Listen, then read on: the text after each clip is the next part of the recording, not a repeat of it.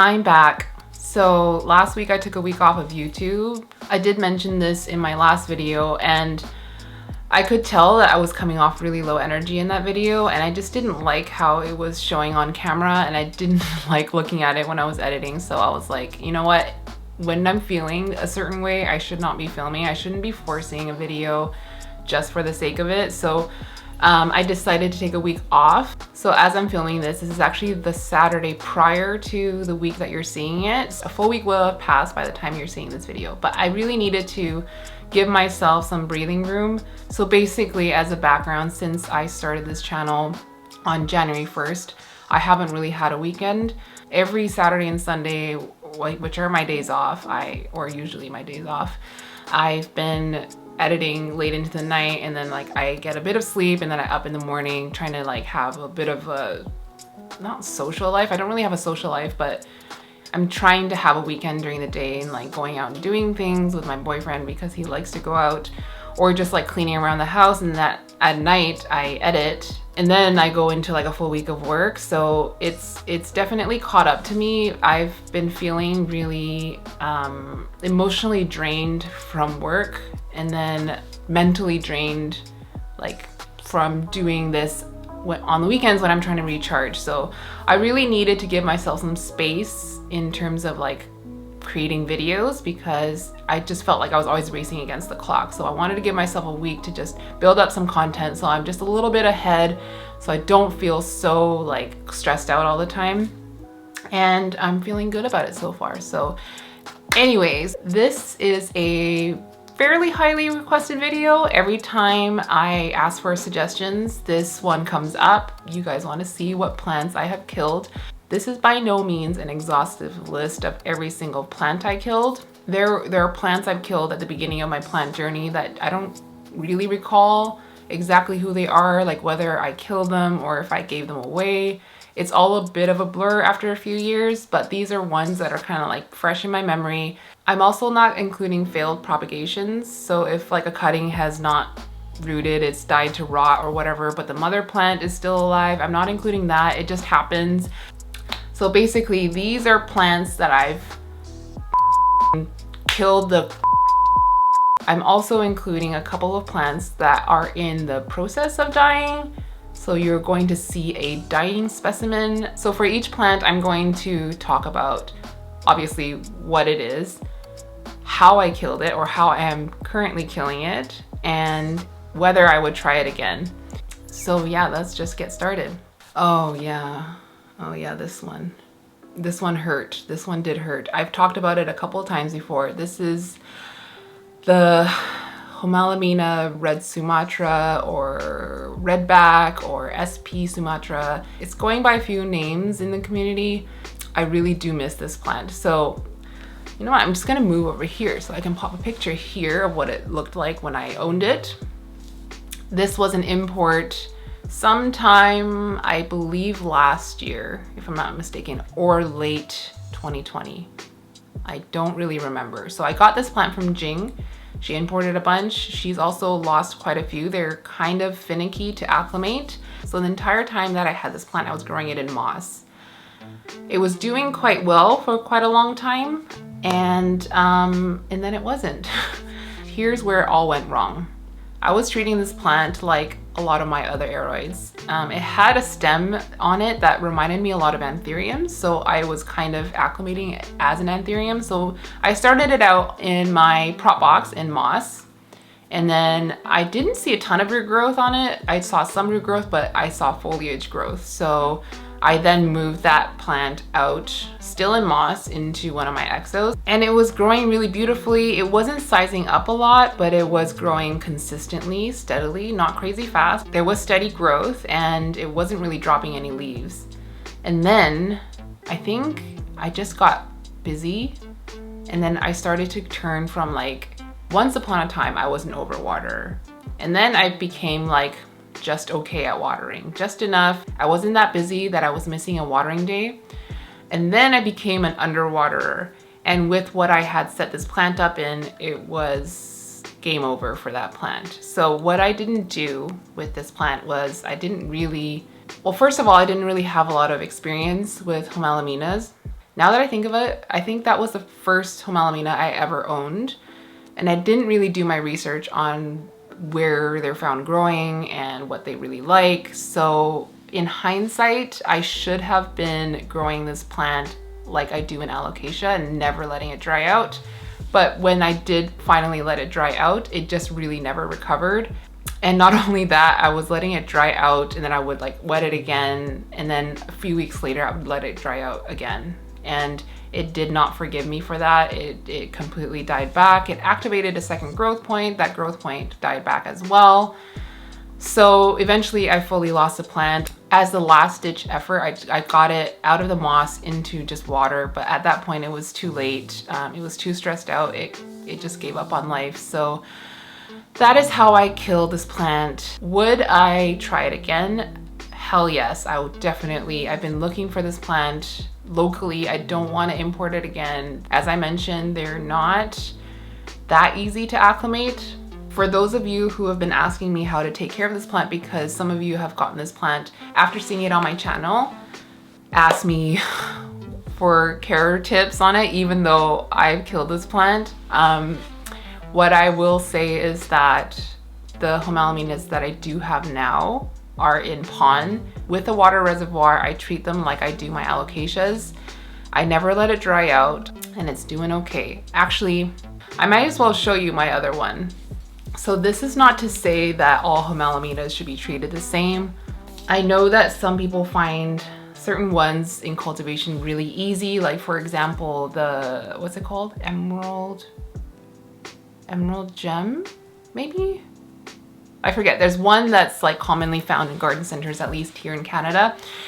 This one is one that is, okay, you know what? So this one is one that used to be variegated. This was imported by Jing, and at the time it had a leaf that was like almost a half moon with white variegation. It's reverted. She sold it to me as a reverted plant. Some of these have little hints of variegation still on them. So usually they're on the back side of the leaves. Where is it? There's a little splotch right here. So it does like kind of express it a tiny bit every now and then, but for all intents and purposes, this is a reverted Homalomena. And I've been growing it in pond, and saying that I don't let them dry out, this one's actually pretty dry. And I can see that the leaves are a little bit soft. So I'm gonna give this a good water after filming. But this is how I would grow that plant if I ever get another one again. 100% would try it again. I miss it a lot. It's the one Homalomena that's been on my wish list. The one that everybody wants, the, what's it called? Erubescens? Is that what it's called? The one with like the pinky splotchy variegation. It never really did anything for me. The red Sumatra, the red back one of my biggest plant regrets was killing that plant. So as I mentioned, I wanted to get one locally. They were a little bit available for a bit, and then I think people stopped importing them, or maybe they're all dying, I don't know. For those of you who do own one, I would love to hear how you're growing them, what's been working for you, what substrate you're growing them in, kind of like the warmth and light and humidity and stuff. In my experience, it could tolerate fairly high light and like medium humidity. It just hated drying out so much. So yeah, maybe I would do self-watering or pond with a reservoir. So anyways, that's the first heartbreak. Okay, so this next one I showed fairly recently. This one I actually only got maybe a month ago or something. No, yeah, about a month ago I got this plant. So about a month ago when we were at Erin's house cleaning out her closet, and by closet I mean her grow tent, Jing brought her yellow variegated monstera Anthurium. She was fed up with that plant. All the variegated parts of the plant always crisped off and turned brown. It wasn't growing well for her. So she gave it to Charmaine and I to split. At that point, I think it was in a thirsty state when she brought it. And then we chopped the top 2 nodes off. I took the top and Charmaine took the bottom. So I was already starting with like kind of a little bit of a wilty, slightly wilty specimen. And then I had it laying on top of one of the plants that I got from Erin. So that evening I brought it home and then I shoved this whole box of plants in my plant room, went to bed. It was like midnight at this point. And because the next morning we were going to North Shore Tropicals to do the plant sale and I was exhausted from that. And I had another filming day that next day. So I was not in the state of mind to be like taking care of these plants that I just brought home. So I left it on top of this. It was an Anthurium that was in moss and that Anzonii was just laying on top of the moss. And it wasn't like until 2 days later that I got to it. So I put it into pon. So I put it into this cup of pon and had a reservoir. And when I showed it in the video, it had perked up from being kind of really droopy. I was keeping it in one of my smaller exos. And then maybe like 2 weeks after, I was looking in the exo, I was like the yellow part of the lower leaf was browning. So I was like, I mean, that's kind of normal according to Jing's experience of this plant. But then a few days after that, I looked at the base of the plant where the stem was exposed from the pon, and then I saw brown. So I pulled it out and yeah, it was stem rot. The rot had already bled into like the upper node. Like, so basically there was no viable node left on that plant. So yeah, it's dead. Which is funny because in that video when I was showing it, I was talking about how I was feeling a certain amount of pressure with this plant because of how much it did cost Jing initially. And I did really want to grow it out. I wanted to see it size up. I wanted to kind of prove to myself that I could do it with this plant. But no, didn't even make it a month. It's dead. So yeah. Would I try it again?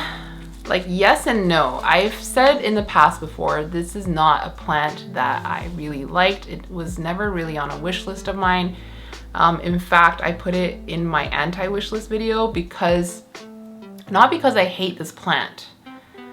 It's because to me, this plant represented a lot of the toxic parts of the plant community that I really didn't like the gatekeeping, the elitism and everything, and the people who would hype up this plant and just kind of inflate the value or like flex it all the time, or only got this plant because of what it represented of like money and prestige and stuff. Hold on, I got a phone call. Hello? Hello, dear. Are you okay? I'm just filming right now. Yeah. How much is it gonna cost? Is it gonna cost me more than a cup of coffee per day? Less than. I usually drink a 4-shot dirty chai with almond milk and 3 pumps of vanilla. The expensive one. Cheaper than that. Okay. Okay. All right. Per day. Okay. So if I drank that every day, I'd just be like getting like an extra one of that per day, like a small size. Oh, okay. Okay. Okay. Yeah. Let's talk about my insurance then. Okay. Okay. Are you on your way home? Okay. I am actually filming. Yeah. Okay. Bye. What was I saying? Oh yes, what this plant represented to me. So yes and no, I would not go and buy this plant again. I would want to try again if Charmaine had an extra cutting she could spare me, because I really did want to try it out and experiment with it, get it on a lazy pole and just prove to myself that I could grow a happy one, which I've already failed so far, but I do want to try again. For some reason, I think I'm not a very positive person. I'm not a very optimistic person when it comes to a lot of things, but with plants, for some reason, I'm just like really, really optimistic about like everything's gonna work out. It's not gonna revert. You can save it. I don't know why I'm so optimistic about plants, but very pessimistic about a lot of things in general. But anyways, yeah, I would try that plant again just to prove it to myself. But I'm not in a hurry or anything because it's not like a plant that I truly love. What I would like is to get that plant looking really nice and cut it again and try to grow that one also nice. And my goal would be to give a healthy, beautiful specimen back to Jing. And she'll probably be like, I don't want it. Anyways, yeah, that's that for that plant. Moving on. Okay, so this one I do have something to show you. I don't know if you can tell what this is. If you know what this is, pause the video right now and just leave it in the comments. What is your guess for this plant? It's not that difficult. I mean, it's not that difficult up to a certain point. But if you can be specific about which plant this actually is, I've shown this on my channel before, write it in the comments. Ready for the reveal? This is my Hoya compacta Mauna Loa. This one hurts. This one does hurt because Hoya compacta is probably one of my top most favorite Hoyas of all time. It's the only Hoya that I truly love before I really got deep into Hoyas. And by deep, I'm not like that deep into Hoyas, but like I have a full cabinet full of Hoyas. So before I even got to that point, Hoya compacta is the one that really like made my heart sing. I don't know what it is about it, just like that like curly vine, and it's like thick and it just looks so chunky and juicy and kind of wrong. So I have a green one that is like doing beautifully. I'm gonna pop a photo right here of what the green one looks like. It's growing as fast as compactas normally grow, and it's been flowering a lot this year. So I think it's flowered at least 3 times this year already. And it's doing great. It's out in my living room shelf under a grow light, fairly close to a grow light. The leaves are getting a little bit blushed at the top with sun stress. So that's doing great. I also have the alba marginata, or what they call the regalis, with the white outer variegation. That one I got as like a little nubbin, this long, 2 little cuttings like that. So I've had them for maybe like 2 years now. I've never cut them or anything, and it's probably grown maybe like that much. So that one lives in my cabinet. It's also doing great. I underwatered it a little bit recently, but it dropped a couple of leaves near the bottom, but it's continuing to grow. So this one, I don't know. This one I got about a year ago, and it's maybe grown 1 or 2 leaves in my care, and it's dropped a whole bunch from the base. I do see roots in here, but it's so algae ridden that it's really hard for me to show you. So right here, you can see some roots. It's been growing in my living room shelf, the same shelf where my green compacta lives. And it's just, it's been on a slow decline, and now I'm pretty sure it's now fully dead. All these leaves are donezos. And I find personally when a Hoya gets to like bare vine, it's really hard to get them back. And if you look at the color of this is like so yellow, looks super dry and yucky now. So this one, you're looking at a dead compacta, and this was really sad because I do really love this plant. Would I try it again? Maybe, because I really do love this plant, but I'm now a little bit afraid. Let me know if you are a compacta lover and if you have all 3, or actually all 2, or okay, let's not talk about Jody Silver. Let's just talk about the white variegated and the Mauna Loa, which is like the inner yellow variegated one. If you own both of these, let me know which one you find easier, because I find the white one so much easier, but I've also heard people say that the Mauna Loa is easier. I think Fern, aka Wild Fern here on YouTube, I think Fern says her Mauna Loa is easier than her white variegated one. This one was kind of just never happy with me from day one, and it's been a slow march to death. And at the end, it kind of like sprinted towards death. So would I try it again? Yes, I would try it again. If I could find one for a good price that was already growing in some sort of semi-hydro substrate like leca or pond, that would make me feel a little bit better. So yes, I would try this one again. This is, so it's not this grass is thriving. This is my Anthurium. It's kind of like a no ID. It's being called Hoffmannii X. It's been sold out of Indonesia. They're often selling it as Dressleri, which is obviously not Dressleri. I don't think anyone really knows the parentage of this, except that maybe there is some magnificum in it somewhere, but there's magnificum in almost everything. So anyway, I don't even remember if I have a photo, but if I have a photo, I'm gonna pop it right here.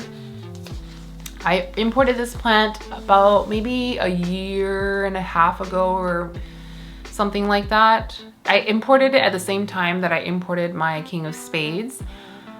And it's never done amazing for me. It rooted okay, I think, in moss, and I was keeping it in my exo. It was never growing like nice, full, healthy leaves.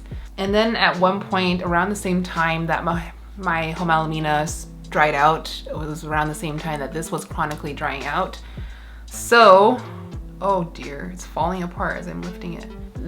This is what we have left of this plant. At one point, I cut all the dead roots off and I scraped it down to just the bare stem. And then I got it in moss and put it in my prop box. And then it has since then put out 2 leaves. Each time I put out a leaf, it would turn brown and die back, and then I'll put out the next leaf and that would also turn brown and die back. So since the last time that this one died back, it hasn't pushed out another leaf, and it feels quite soft in places and quite firm in some places. So I don't know that this is salvageable, but there is that root right here that does seem very much alive. Don't mind my manicure, by the way. So it's not 100% dead, but it is like well on the way there. So we're gonna call it a dead plant. So my Anthurium Hoffmannii X, if I can find a nicer photo of it, I'll put it right here. I think Charmaine's is actually doing way better than mine. I think it's probably alive and thriving, but this one never was happy in my care.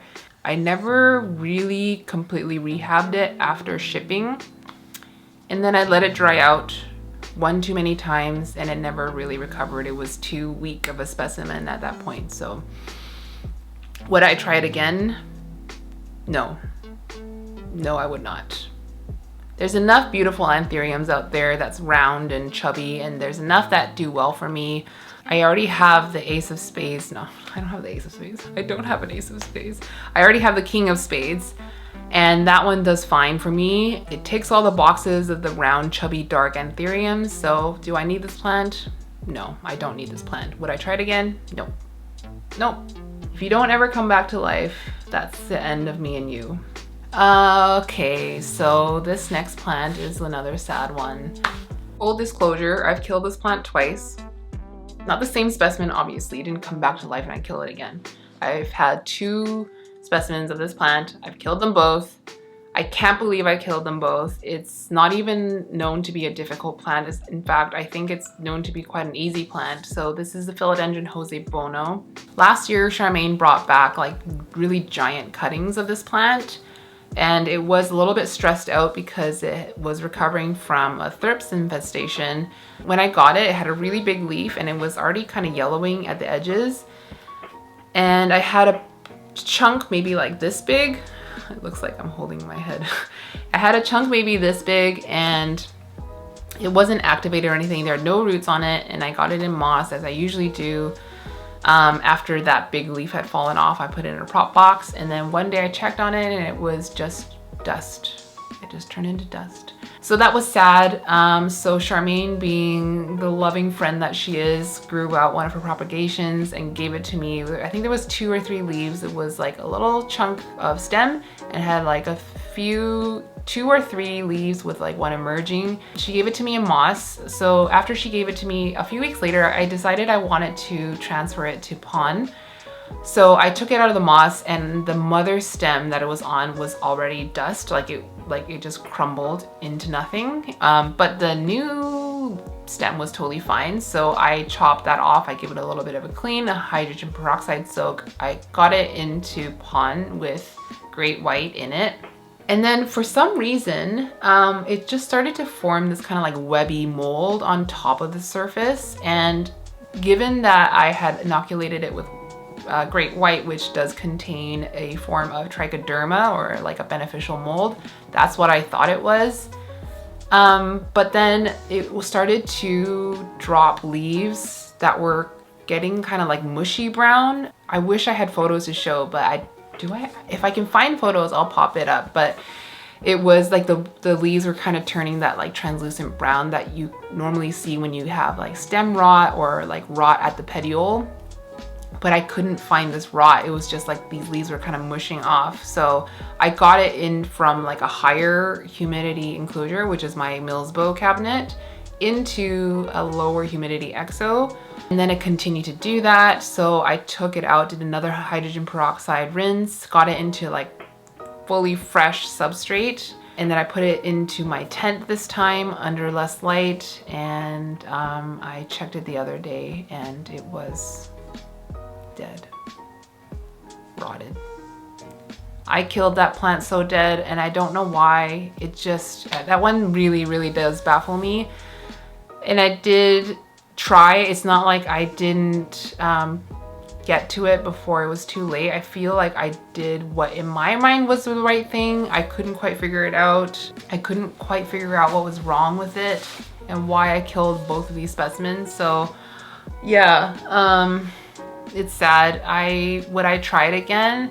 Like, yes, I do want this plant. It's still a plant that I want to grow, but like I failed at it twice now, so I'm not confident on my abilities. So it's a yes and no kind of situation. The light is like so crazy right now. This is the time of the day when the sun is like right here, but like all of this here is forest, so it's just kind of like flickering in and out between the leaves as the wind blows the branches. So the light's gonna be a little bit crazy from now on.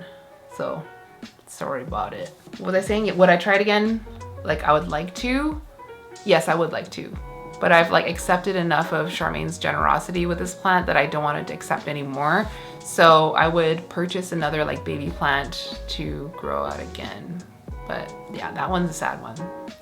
That one, definitely a sad one.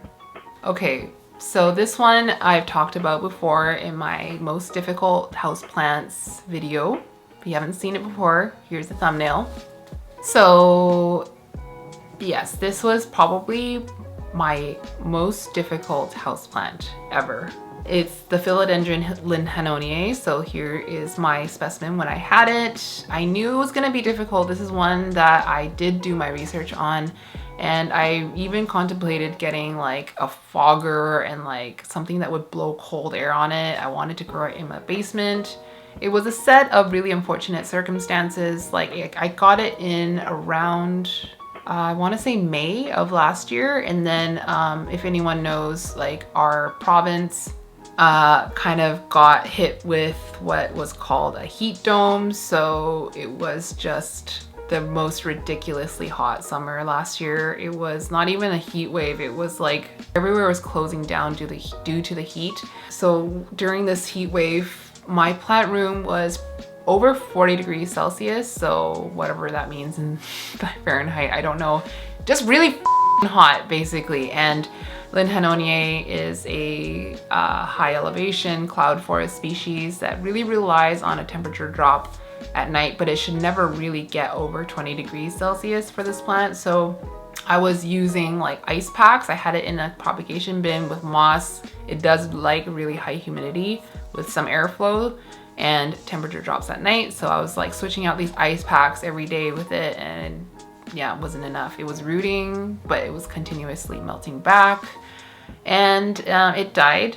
In my decluttering video with Erin, I was showing her specimen. So she had much better of a chance with this plant because she's always lived in like much colder houses with air conditioning and stuff, and her grow tent is in her basement, which gets quite cold at night, as basements do.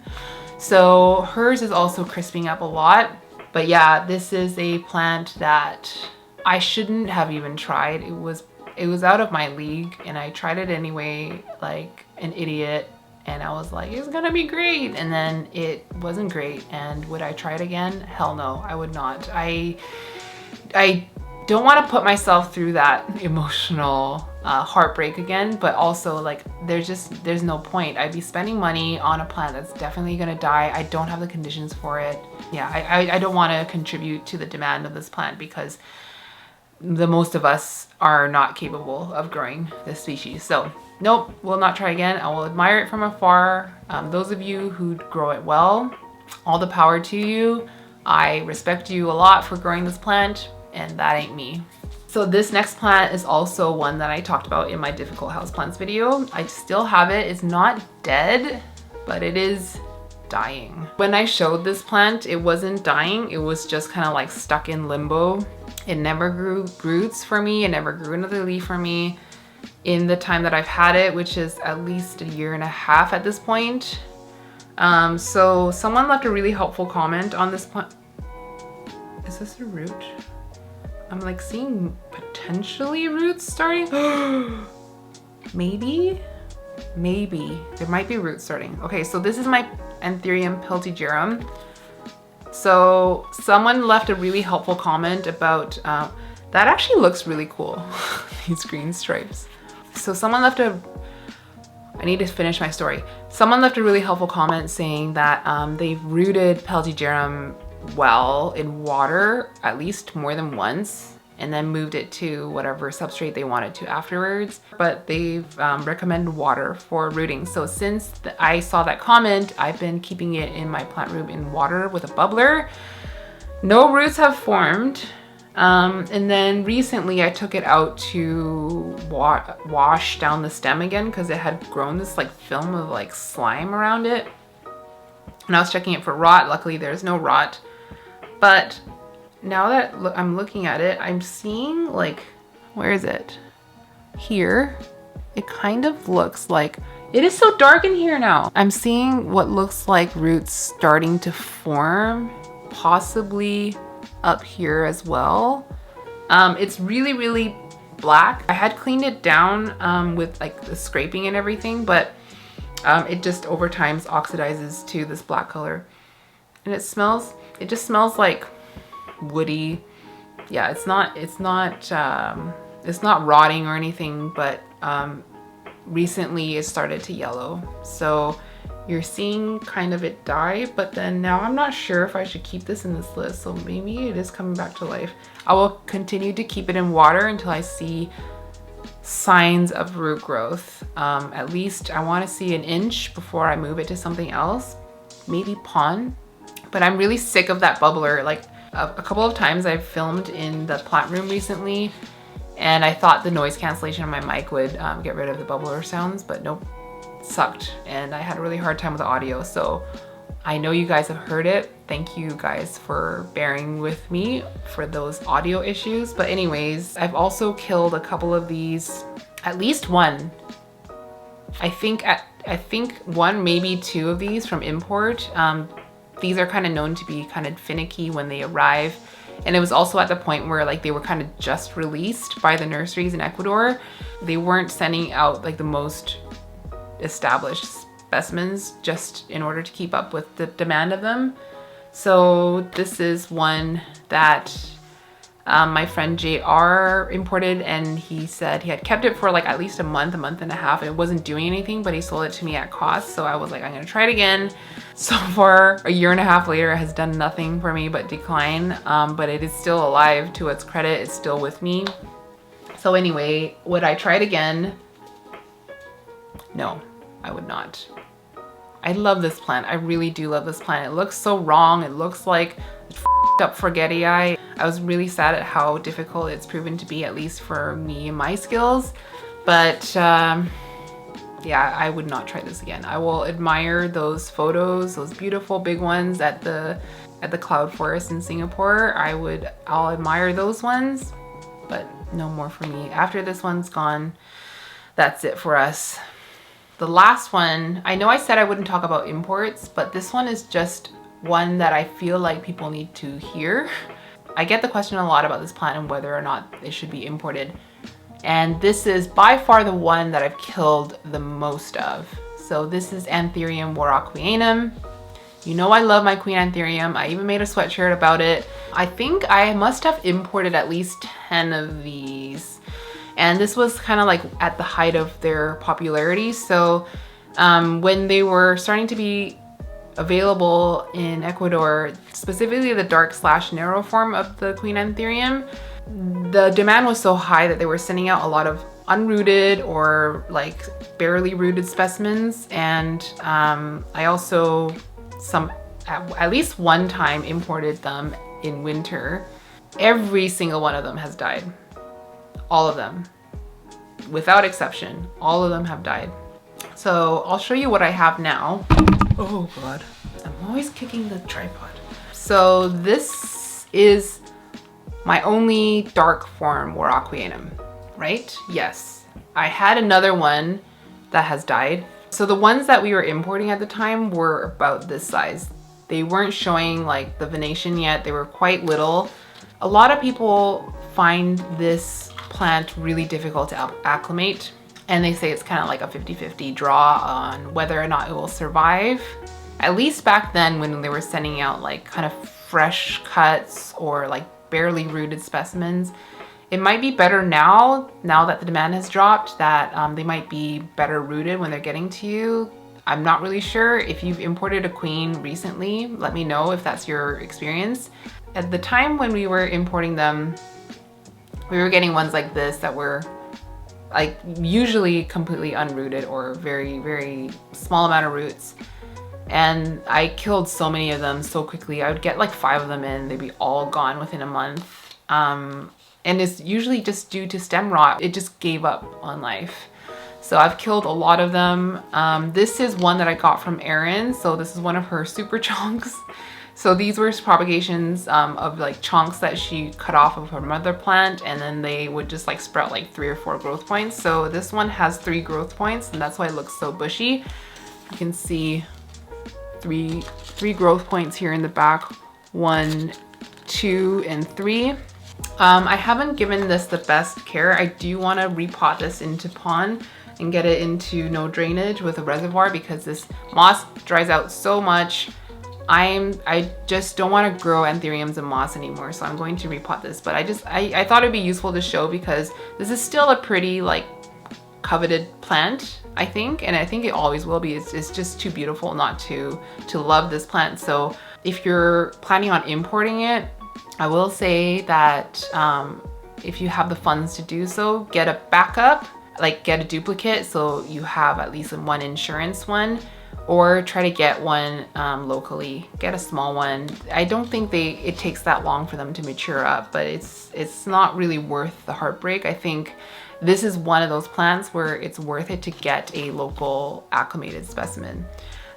So there's that one, and then I wanted to show you my main one. I've shown this one on my channel before. I think I haven't shown it since my very first video.